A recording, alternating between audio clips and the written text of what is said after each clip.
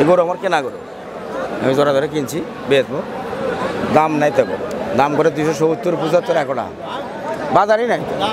বাজার নিলে গরু 3.5, 4 করে বেচা লাগবে, 200 টাকা হবে।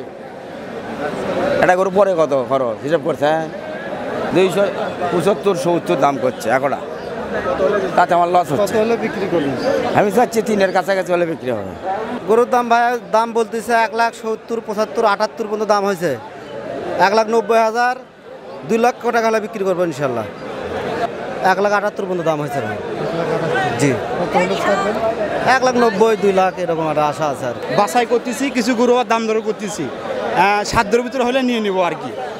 তো অনেক গরু দাম করতেছি, এবার গরুর দাম একটু বেশি, সব জিনিসে দাম বেশি হওয়ার কারণে গরুর দামটাও একটু বেশি। আজকে নারুয়ামালা বাজারে প্রচুর পশু আমদানি হয়েছে, কিন্তু আমদানির তুলনা হিসেবে গরুর দাম খুব হালকা আছে, বেশি না, কিন্তু ক্রেতা সংখ্যাও বেশি, কিন্তু দেখতেছে। কিন্তু এখন পর্যন্ত মানুষ স্বাভাবিক কিছু কেনাকাটা হচ্ছে, কিন্তু একদম যে বেশি কেনাকাটা তা হচ্ছে না। কিন্তু গরুর প্রচুর আমদানি, ওই তুলনায় দেখা যায় যে আমদানির তুলনায় একটা জিনিস দেখা যায় যে এরকম গরু 2 লক্ষর উপরে থাকা উচিত, 2.5 লক্ষ টাকা, কিন্তু দেখা যায় গরু 1,80,000, 90,000 এরকম, 2-এর অধিক কোনো গরু এখন পর্যন্ত মনে হয় বিক্রি হয় নাই।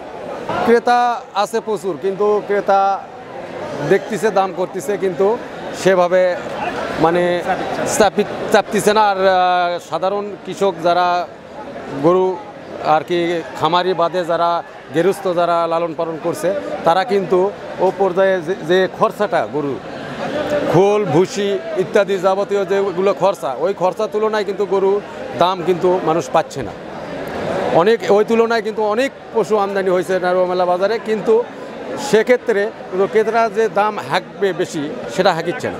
গরুর দাম মোটামুটি সহনীয় পর্যায়ে আছে, তো মানে কেনা বেচা খুব কম হইতেছে।